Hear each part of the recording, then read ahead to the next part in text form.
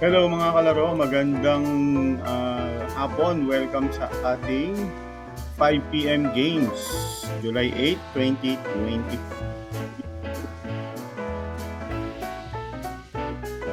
Dito, 2 times a day po tayo nag-upload, kaya updated ka sa mga lumalabas ng loto.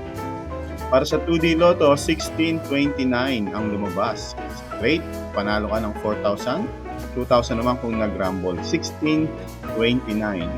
May tanong ka ba tungkol sa Lotto? I-message mo po ako sa aking Facebook, Lotohan ni Eli. Facebook page. Para sa 3D Lotto, 734. 734 in exact order. Panalo ka ng 4,500 pesos or 750 kung ito po yung nag-rumble. Ito po yung ating Facebook page, Lotohan ni Eli.